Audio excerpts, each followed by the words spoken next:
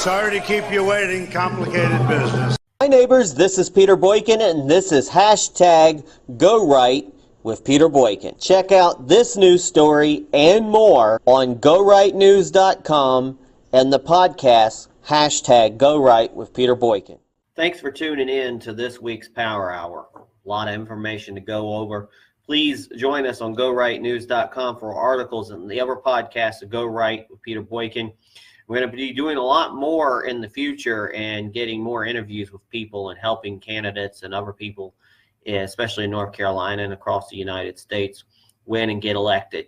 Thank you for tuning in. Warning, notice the social media, YouTube, Twitter, Facebook, etc. GoRightNews.com publishes and shares news gathered by many sources, right, middle, and left. The views in these news might not reflect the views of the publisher or reader in the podcast. Keep this in mind before blocking, striking, or banning Go Right News from your platform. Hi, fellow patriots. This is Peter Boykin from hashtag Go Right.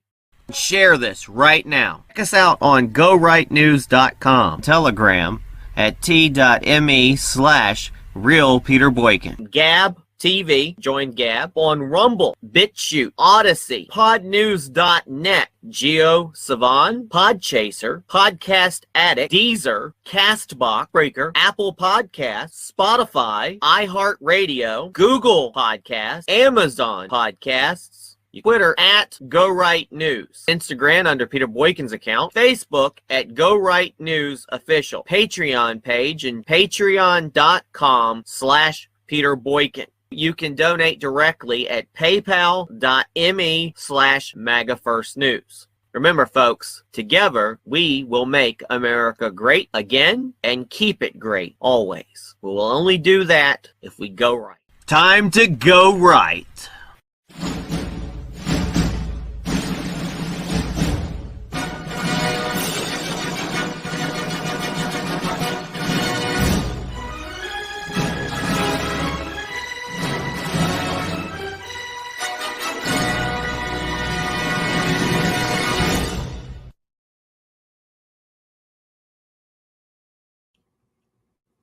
Remember when Trump got Biden to admit he planned to shut down the oil industry?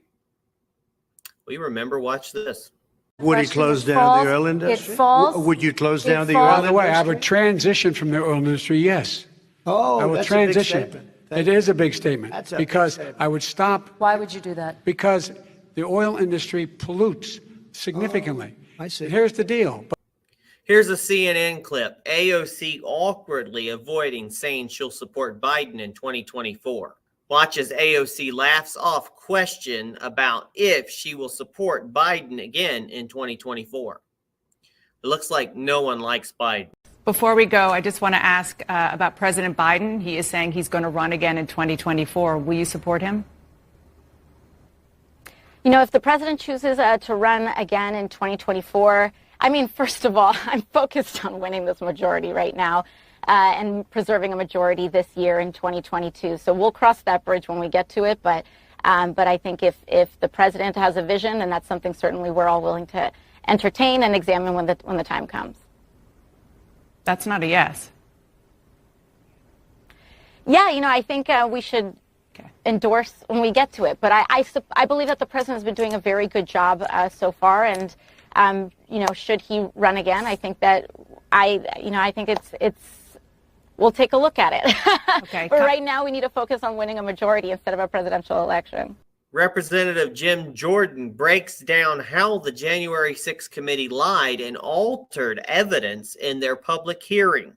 Jim Jordan basically said the January 6th committee altered evidence and lied. Representative Jim Jordan says, quote, "This committee has altered evidence and lied to the American people about it, so much so that they had to issue a statement which says, 'We regret the error,' which is government speak for, 'We got caught lying.'" Watch this video. I want to first get your reaction to what took place last week at the January 6th committee hearings. What did we learn?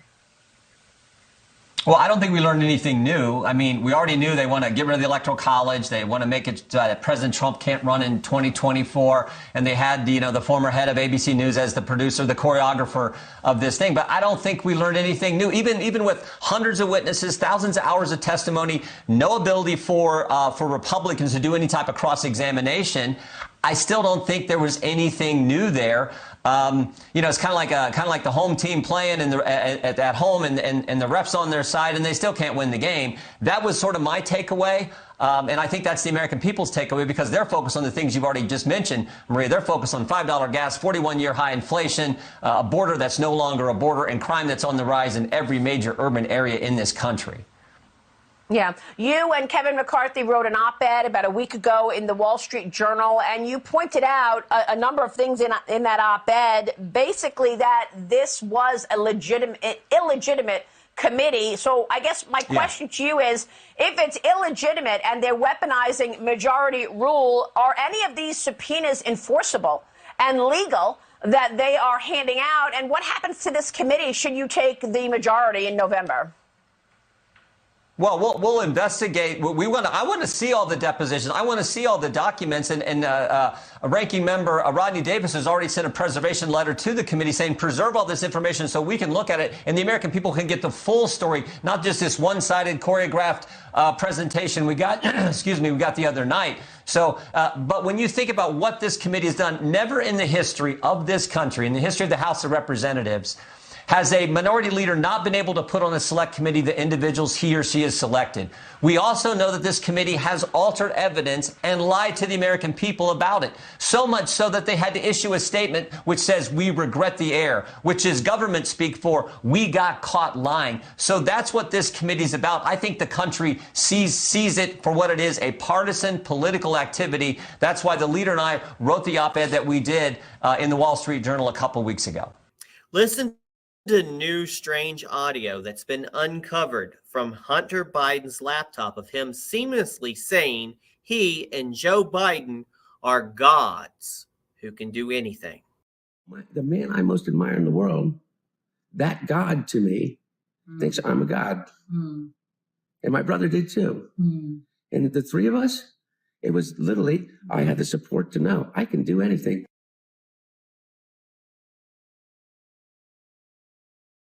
Can Trump see the future?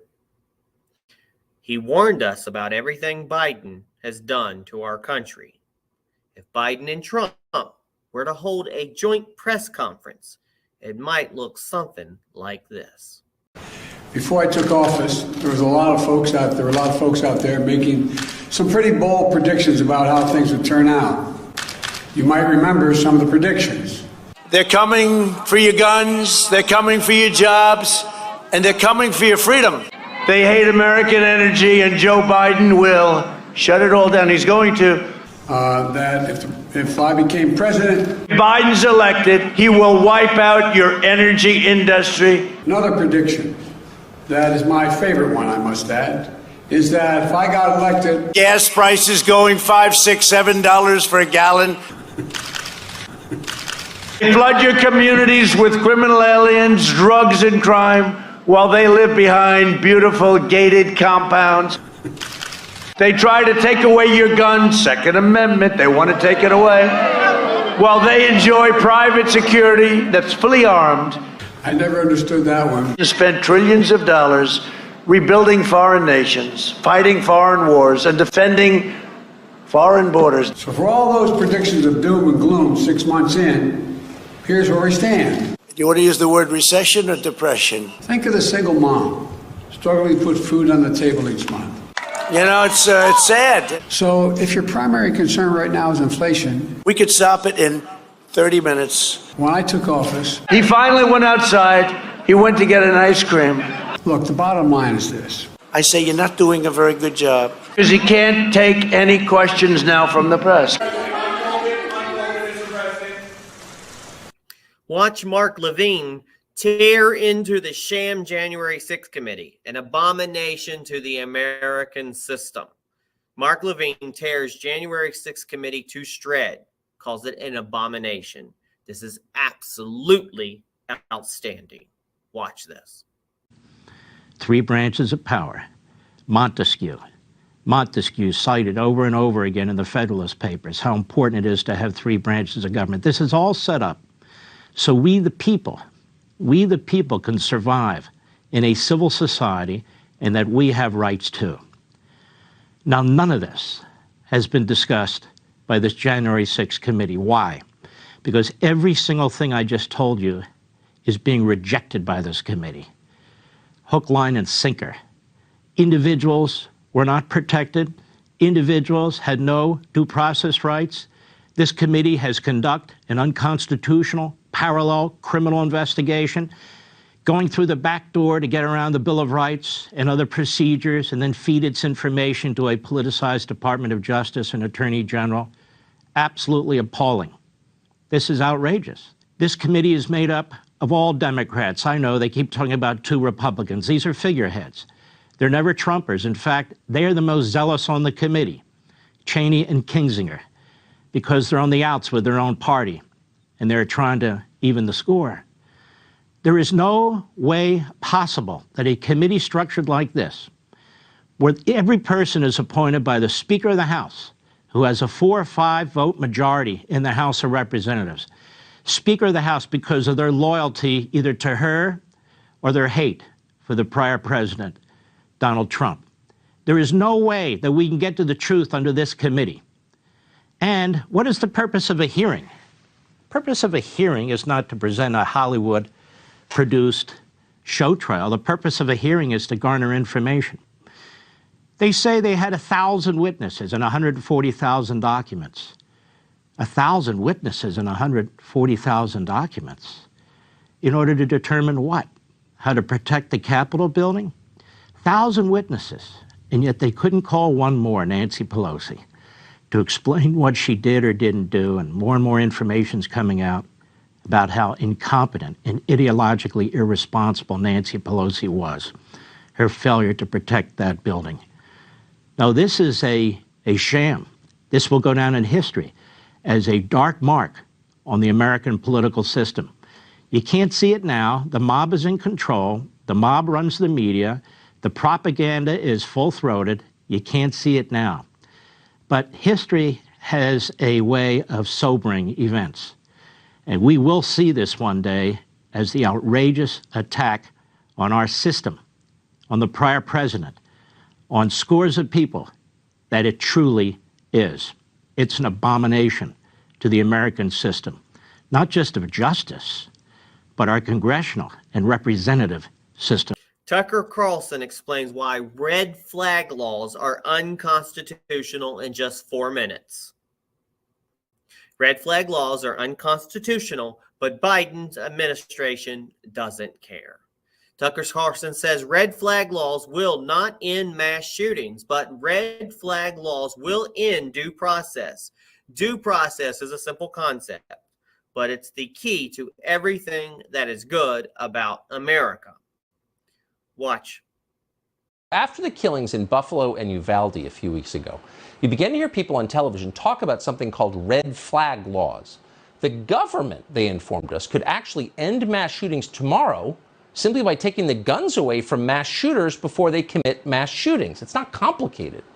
In fact, it's such an obvious solution that you had to wonder why we weren't already doing that. Who does want to prevent mass shootings? Well, only the gun lobby. Everybody else cares about children. So a lot of Americans, not surprisingly, now say they want red flag laws. And why wouldn't they? Like supporting Black Lives Matter, or fighting climate change, or getting the COVID shot, or standing with the brave people of Ukraine. Red flag laws seem like one of those ideas that no decent person could possibly oppose. You want crazy people to have guns? Of course you don't. Who would? So naturally you're for red flag laws. And in fact, we may soon get red flag laws across the country. So what would that mean if we do? Well, 2 things you should know. First, red flag laws will not end mass shootings, but red flag laws will end due process.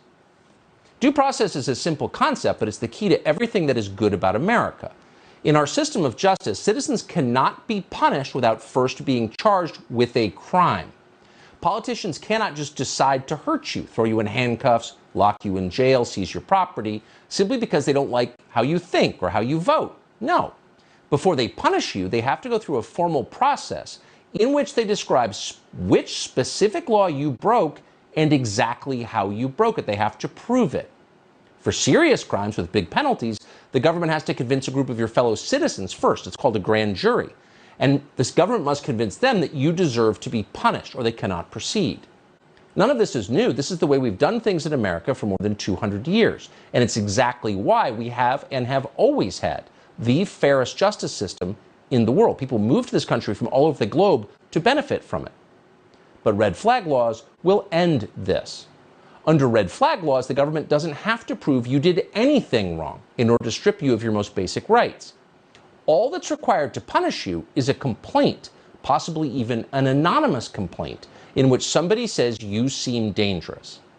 Now, that complaint doesn't come from a grand jury. It can come from anyone, including someone who hates you or someone who simply doesn't like your politics. It doesn't matter because no jury will ever see it. On the basis of that unproven complaint, you lose your freedom and your ability to defend yourself and your family. Now, how could that possibly happen in this country? Well, the Supreme Court has said unequivocally that it can't happen here. A year ago, the Supreme Court ruled in a case called Caniglia versus Strong. Police in Rhode Island had seized the personal firearms of a 68-year-old man whose wife had called in a complaint against him after they had an argument. That man had committed no crime. He'd never been convicted of a crime, and he was judged by doctors to be sane. And yet the authorities took away his guns anyway. He sued under the Fourth Amendment, and the case went all the way to the Supreme Court. The result was not even close. The Supreme Court sided with the gun owner in that case in a rare 9-0 decision. That means that every justice, liberal and conservative, agreed that authorities cannot just seize your property or throw you in jail because they don't like the way you look or because someone is mad at you. So red flag laws are unconstitutional, period. We don't need to guess about that. And yet the Biden administration is pushing them anyway. Why? Because they don't care. How is Joe Biden able to ignore a Supreme Court decision from last year? Simple. He declares an emergency and does what he wants. He's done it before. The White House did the same thing with the eviction moratorium and vaccine mandates last year. It's an emergency. We don't have time for due process. So you can see why Democrats love emergencies. Nothing gives them more power more quickly. The dementia is really starting to hit Joe Biden hard. Watch as Biden screams about his spending. He says, I don't want to hear any more of these lies about reckless spending. We're changing people's lives. Watch this. I don't want to hear any more of these lies about reckless spending. We're changing people's lives. And because of the facts, this year, we're delivering the biggest drop in deficit in the history of the United States of America. Watch the White House press secretary get shocked that CNN would ask her about Biden's mental health. Jean Pierre is shocked that CNN's Lemon would ask her this question. She says, Don, you're asking me this question. Oh my gosh, he's the president of the United States. I can't even keep up with him.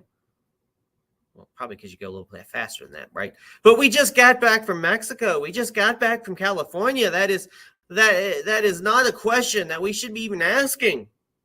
But we are, and here it is. Does the president have the stamina, physically and mentally, do you think, to continue on even after 2024? Don, you're asking me this question. Oh my gosh, he's the president of the United States. You know, I can't even keep up with it. We just got back from New Mexico. We just got back from California. That is not a question that we should be even asking. Just look at the work that he does. Look how he's delivering for the American public. Look, that article that we're talking about is hearsay. It's salacious.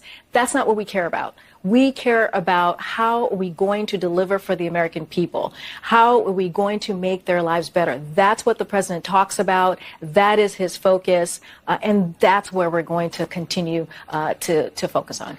Watch as thieves robbed $1 million in jewelry in 60 seconds in another smash and grab crime. Afterwards, they were like, so as I was saying, where did you want to go get lunch today? Watch this video. About 8 masked robbers stole $1 million in jewelry from Virney Jewelers in Middlesex County, New Jersey. Wow. Smash and grab. Here you go.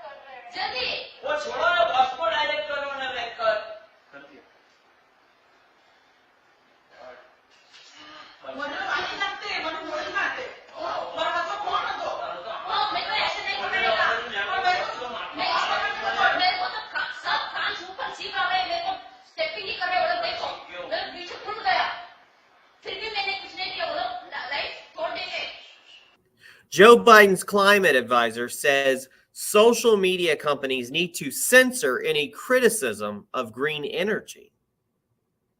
Biden's climate advisor said social media companies need to censor green energy criticism. She says, and frankly, this is Gina McCarthy, she says, and frankly, the tech companies have to stop allowing specific individuals over and over again to spread disinformation. That's what the fossil fuel companies pay for. That's what folks who make money out of fossil fuels and don't make money and don't care about saving consumers cost. That's what they do. We have to be smarter than that, and we need tech companies to really jump in. Watch this. And so the challenge is now that we're moving from denial to actually just trying to disengage the public from understanding the values of solar energy, the values of wind energy, the benefits of clean energy. We have to get tighter. We have to get better at communicating. And frankly, the tech companies have to stop allowing specific individuals over and over again to spread disinformation. That's what the fossil fuel companies pay for. That's what folks who make money out of fossil fuels and don't make money and don't care about saving consumers costs. That's what they do. We have to be smarter than that, and we need the tech companies to really jump in. So WTF? I mean, what is going on with Representative Maxine Waters? I mean, beyond what normally goes on with her, but when the smoke when you smoke some of that good shit before a press conference and totally forget to blink. Injustice, and again, the food security issue. He's been spelling that out the whole time. I want you to know that we in the Congress fully support and take.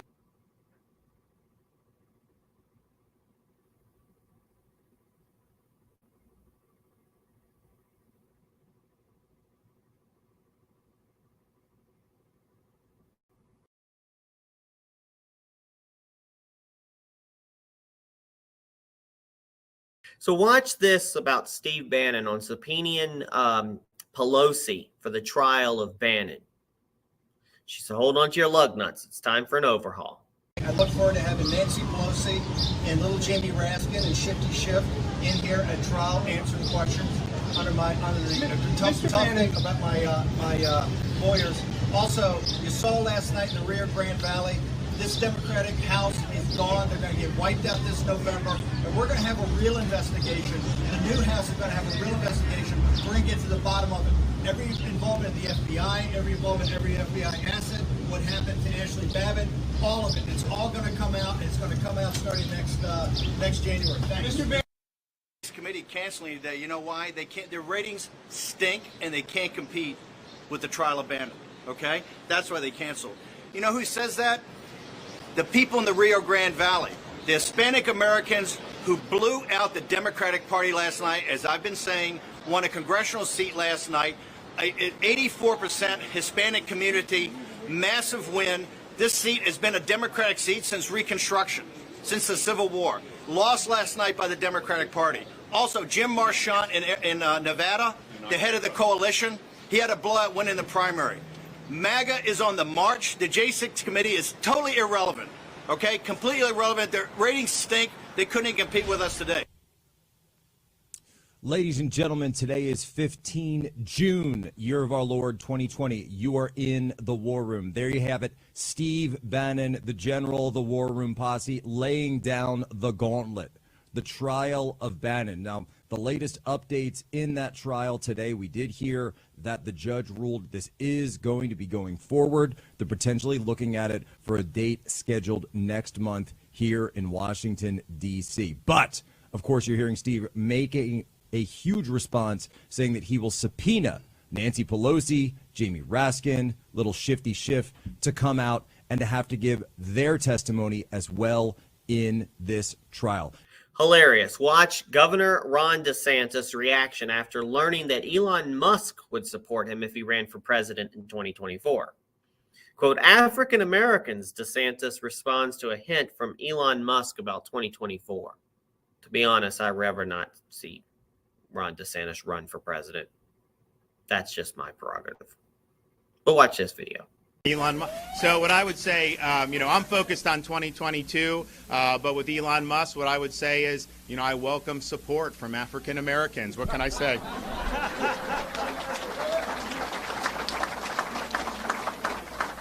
So listen to this farmer's warning about food prices. This is disconcerting from the farmer's mouth. So I got in a conversation today, and the woman, honestly, bless her heart, honestly thinks that food prices are not going to go up. She thinks that this is the highest they're going to go. I tried to explain to her that that was not the case, that they're absolutely going to go up even more. And I told her there are things that we have to buy. There's something we had to buy that 2 years ago cost us $24. Last year was about $46. This year it is costing us $96. Okay. Local farmer, 50 head of cattle. It's costing him $8,000 a month to feed them. Please understand, food prices are going to go up. You want to act like it's the farmer's fault. It is not the farmer's fault. We're barely making it to grow the stuff so you guys are able to get it in August, September, October. Okay? Guys, this is not going away. Stop sticking your head in the sand and thinking, oh, it's going to be okay. It's not going to fucking be okay. Now watch a dog show us what freedom feels like when what freedom looks like. What does freedom feel like?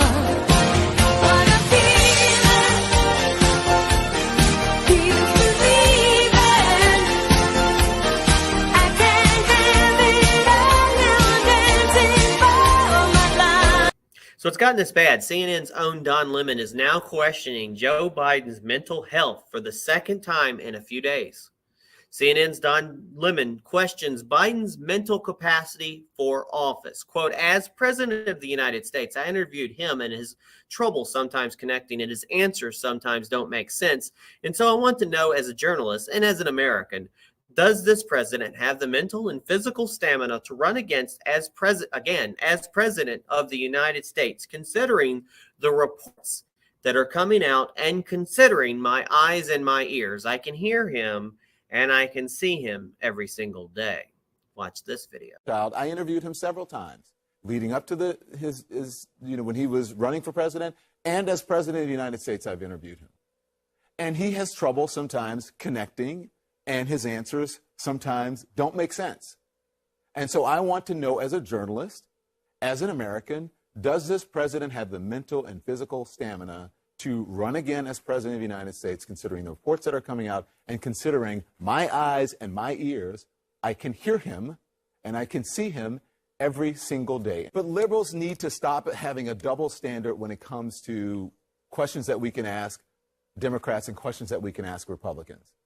I reported a number of times, many times, on Donald Trump's fitness for office.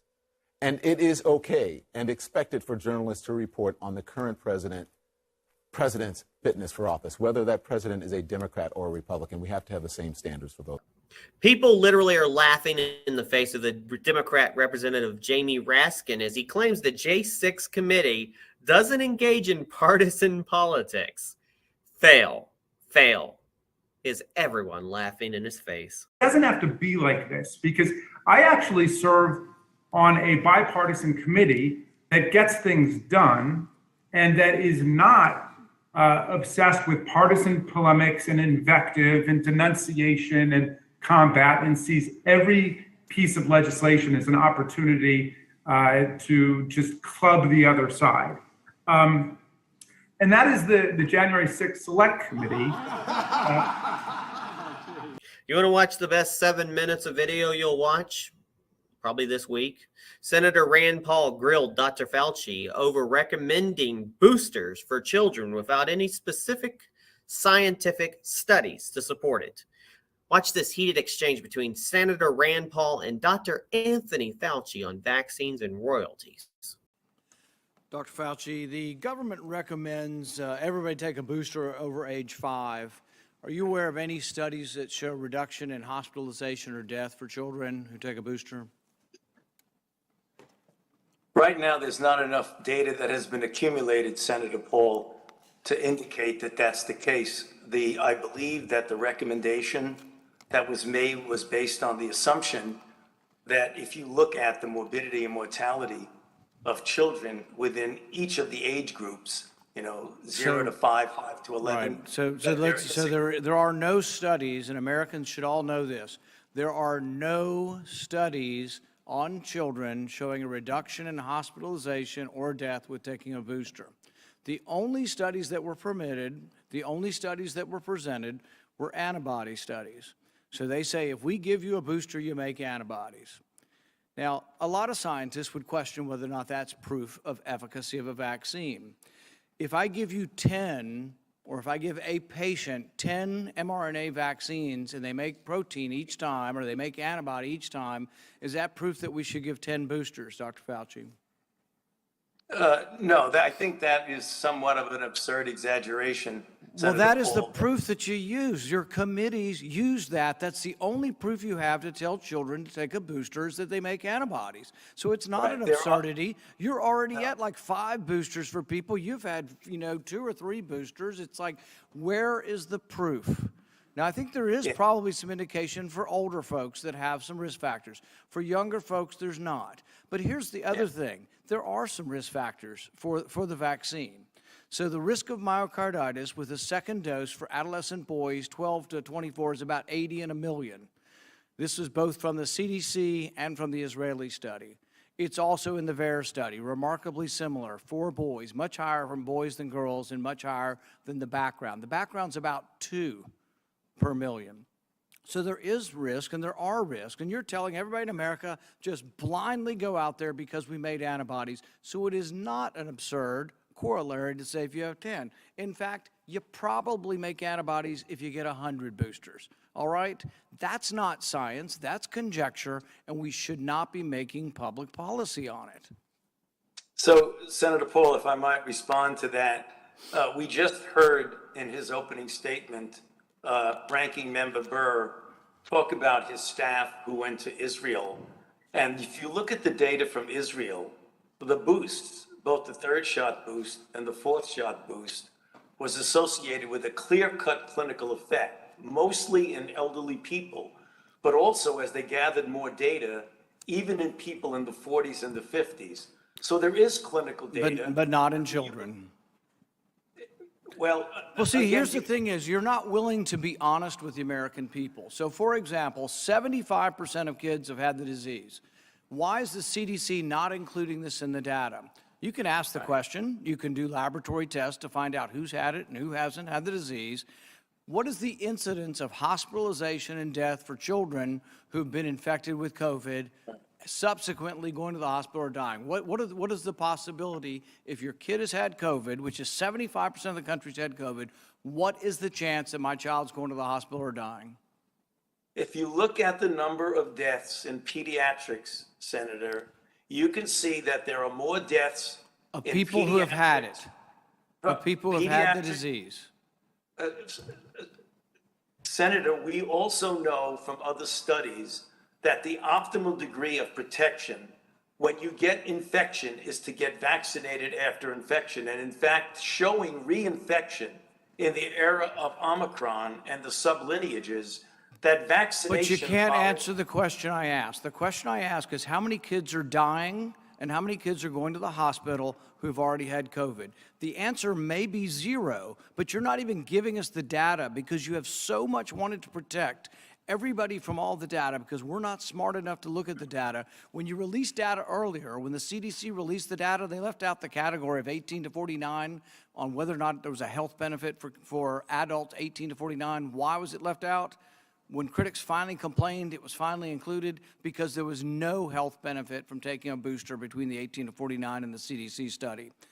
Another question for you. The NIH continues to refuse to voluntarily divulge the names of scientists who receive royalties and from which companies.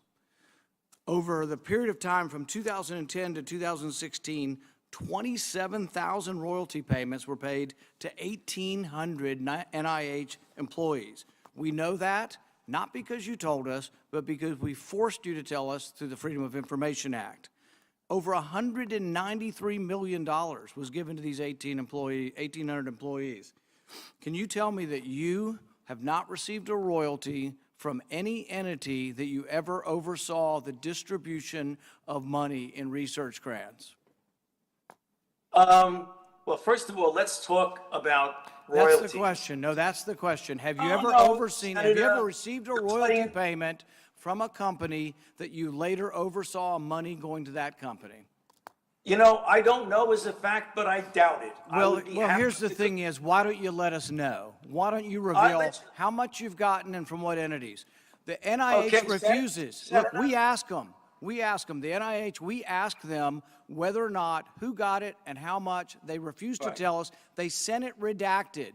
Here's what I want to know. It's not just about you. Everybody on the vaccine committee, have any of them ever received money from the people who make vaccines? Can you tell me that? Can you tell me if anybody on the vaccine approval committees ever received any money from people who make the vaccines? Soundbite number one, are you going to let me answer a question?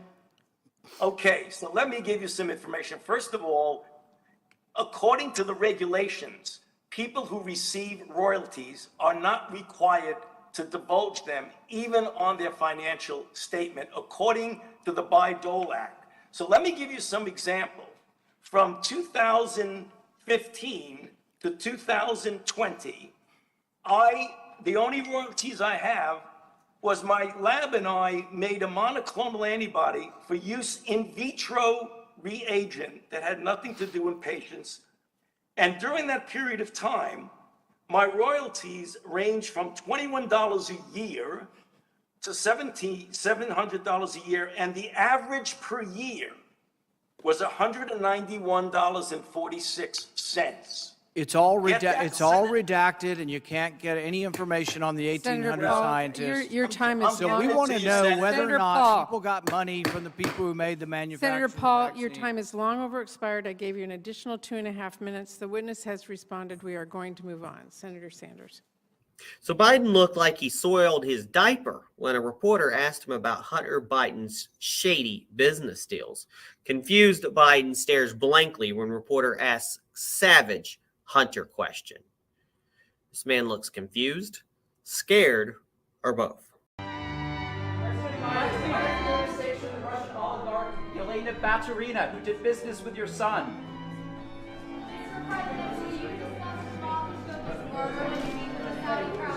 So Project Veritas just leaked Twitter's all-hands internal meeting with Elon Musk. Here are the highlights. I think it's essential to have a free speech and to be able to communicate. Just communicate freely if there are multiple opinions, but and just make sure that we're not sort of driving a narrative. In order for people to have trust in Twitter, I think it's extremely important that there be transparency. I think Twitter, in terms of like serious issues, can be a lot better in informing people about serious issues. How many times have the media gotten it right? I would say almost never. Not never, but almost never. Can we talk briefly about your political views? Well, my political views, I think, are moderate. I'm in favor of moderate politics, but allowing people who have relatively extreme views to express those views within the bounds of the law. It's free speech within the context of the law. So it's not. I'm definitely not suggesting that we, just flout the law, because we'll get shut down in that case. And I think there's also there's freedom of speech and freedom of reach. So I think people should be allowed to say, pretty outrageous things that are within the bounds of the law, but then they don't, it doesn't get amplified. It doesn't get, a ton of reach.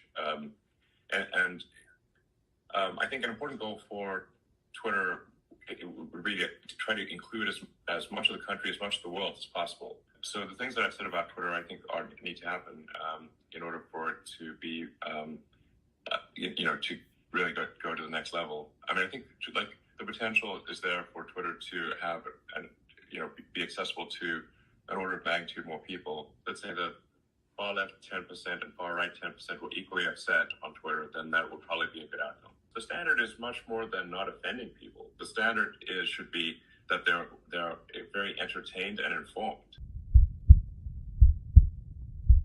Watch as these Italian motorists had to take things into their own hands when climate psychos blocked a highway. They don't take it very nicely. I wish they'd do more like this in America. Io lo faccio. No, senza usare la violenza, per favore. Però scusate. Prenderò per cazzo, andare a lavorare. No, ogni tanto c'è con quelli davanti. Vada piano, che fai male. Piano, piano, piano.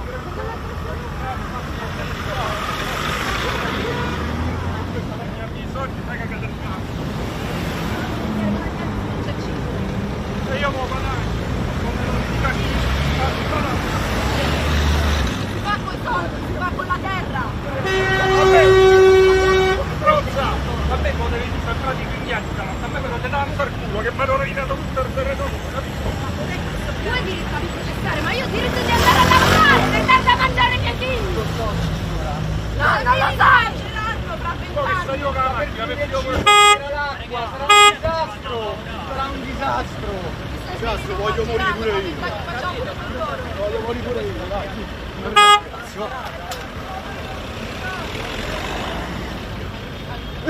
Oh, aspetta là,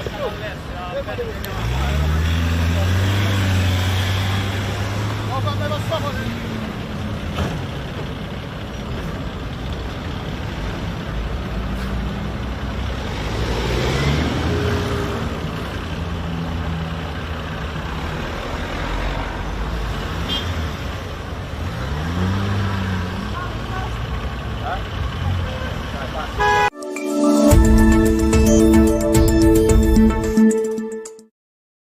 So the media tries to paint Mike Lindell as a nut, and I think he's a national treasure. So watch him discuss his battle with addiction and how he found Jesus. If we had more like Mike Lindell's and less Nancy Pelosi's, this country would be in a much better place. My parents were divorced when I was 7 years old. My inner pains, my feeling of unworthiness, it comes from the divorce. That manifests into fear of abandonment, fear of rejection. I can see now all the stuff, the behaviors that came out of that, and then these addictions to mask these pains as they would get worse. Cocaine was it masked everything for me. I couldn't control it. I lost everything. That's more dysfunction than anything.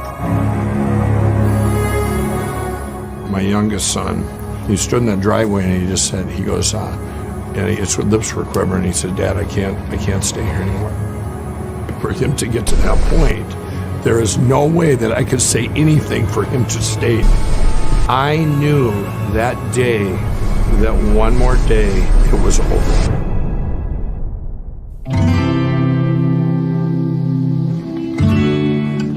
God brings me to this treatment center at our church, and I had done other treatment centers before where I got out and I relapsed. We went back to roots where it came from. So now he introduced Jesus to me in a bigger way.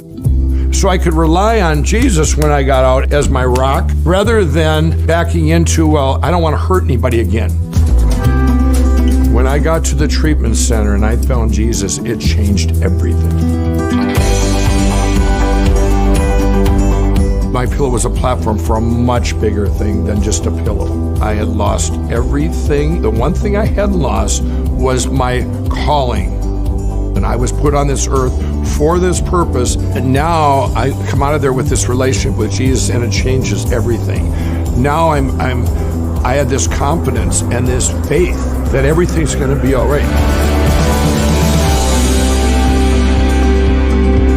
We make them right here in the United States. The reason I'm still in business is to help people. That's my calling. That's why I'm here. And I want everybody to have the best night's sleep they've ever gotten in their life. Absolutely. So is Nancy Pelosi drinking on the job again? I mean, Nancy Pelosi in 2022, we have the war in Iraq. Watch this. Constraints that COVID has played. Look, we have the war in Iraq. We have COVID, which has really... So recently, Biden talked to a woman whose husband recently passed away and said, sorry, he dropped dead. Watch as Biden fails and tries to be sympathetic. Sorry, he dropped dead. And by the way, my sympathies to the family of your CFO who dropped dead very unexpectedly. My best to their family. It's tough stuff. And by the way, my sympathies to the family of your CFO. Who dropped dead very unexpectedly. My best to their family. It's tough stuff. Now watch as Governor Ron DeSantis calls out Joe Biden for trying to dodge blame for rising gas prices. So the question's about gas prices and inflation. You know what I could do? If you could give me a time machine to go back to January 20, 2021, we would just do the opposite of what Biden has done, and we'd be in a better spot. No, I mean, I really think he's got a lot of chutzpah to attack energy producers when he campaigned saying he was going to shut down energy production in the United States. He said, we're not going to let them drill. We're not going to give leases. We're not going to do any of that. And so then he comes in, he puts really negative policies to try to kneecap American energy production. And of course, that's been a huge driver as to why we now have gas higher than we have ever seen it before in my lifetime in this country. And so he has facilitated this, and I think that's had a huge impact on overall inflation because everything that's produced relies on energy, and when those energy costs go up, it has an effect across the board. Obviously, when you're printing trillions of dollars, the money supply, that has caused it to go up as well. So I think there have been a series of policy misjudgments. What I would do is I would say, and he will not do this, but he should admit he was wrong, and he said, you know what? We need to be energy independent. We need to lead the world in production. We need to get rid of all the roadblocks. We need to make sure people can get permits. Want to make sure we can do LNG exploration. I mean, you know, Anwar. We did Anwar when I was in Congress, and he won't allow Anwar. Let's build pipelines, not just Keystone, but there's other pipelines. You know, you have like the Marcellus Shale, Ohio and Pennsylvania. They don't have pipelines to get it to the rest of the area because FERC, the federal agency, won't permit these pipelines. So you have it within your control to really, really move the needle. And here's the thing, this energy, the markets are very forward looking. If he were to come in and just really, really double down on American energy and have policy to reflect that, look, it would represent a complete 180.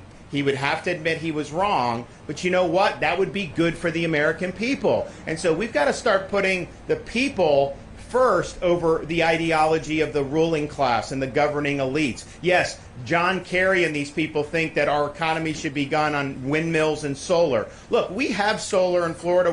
We'll have more, and I'm happy with that. That is not enough, okay? The windmills are not enough. You have to have oil and gas to be able to power a modern economy. And so these have been really, really, I think, devastating decisions. I think it did not have to happen. You know, he inherited a situation that was much better. He's made it a lot worse. But you look, he's now complaining about the refining capacity. You can't get a refinery permitted if you want to expand capacity. And when you say you're going to shut down the industry, who's going to put capital down to want to expand there when you know the federal government's going to try to kneecap you, right out of the starting block? So he needs to reverse course here. I don't think he will, but at the end of the day, the American people are paying the price when you're looking at these gas prices. And, as high as it is, I'm looking around here, a lot of states are even higher than what we're seeing in Florida. There have been places like in Nevada, these places,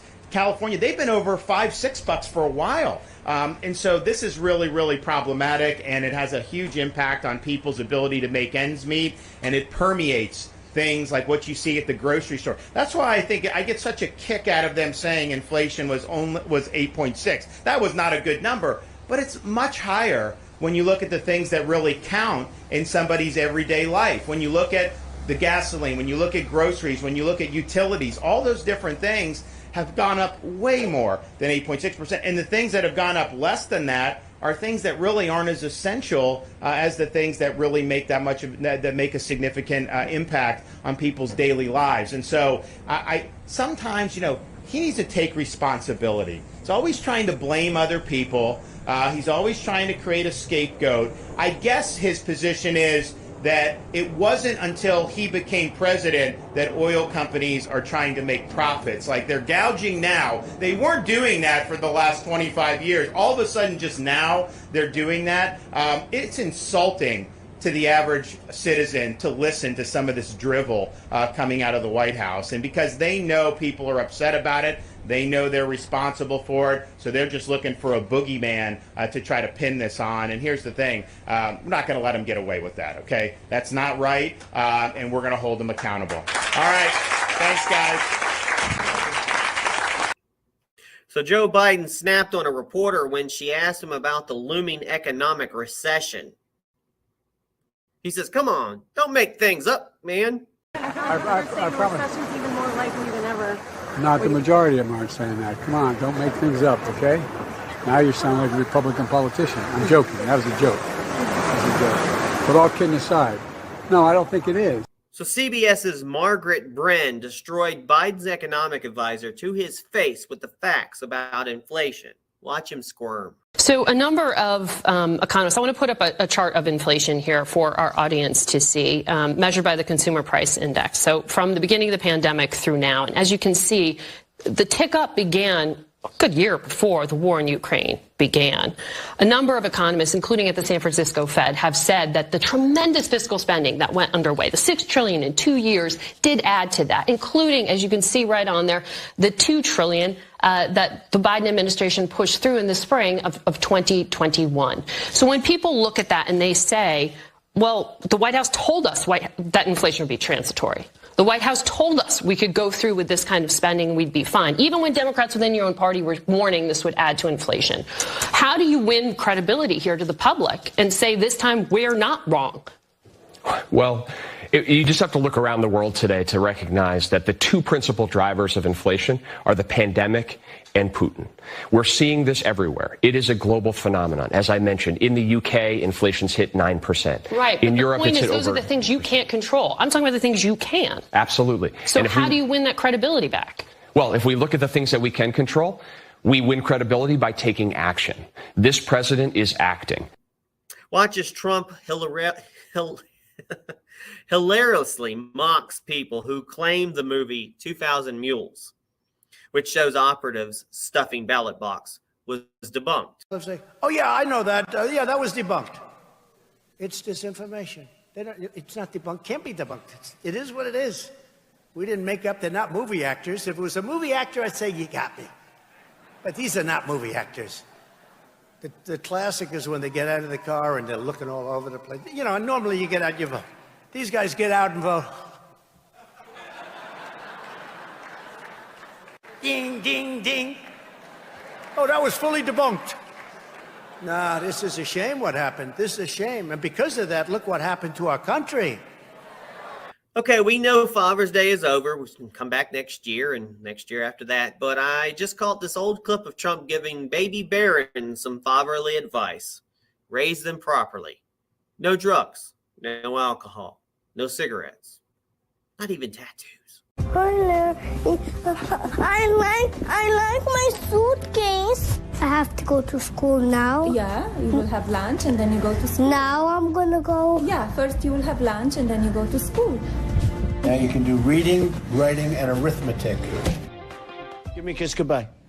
Goodbye. I want all A's. Okay. Okay, all A's.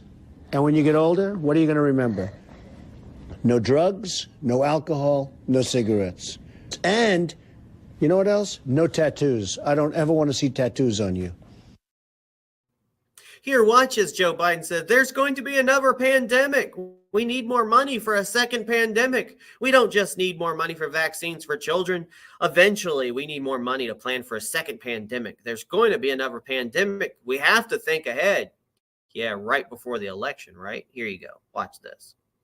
Mr. President, are you confident you have, I know you're looking for more money from Congress for this vaccine campaign and for COVID funding going into the fall. How much of the supply of vaccines for these small children is there, and how many of the nation's kids will you be able to get vaccinated before you need more money from Congress?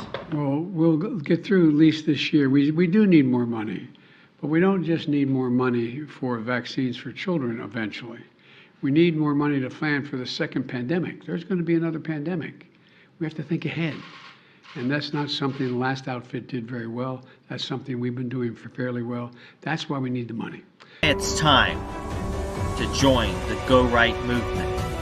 It is time to hashtag Go Right for America. Join us at GoRight.us and GoRightNews.com. It is time for the Great American Revival, and it is time to hashtag Go Right for America. Thanks again, everybody, for listening to this, and please share it everywhere. Again, this has been hashtag Go Right with Peter Boykin, a part of GoRightNews.com.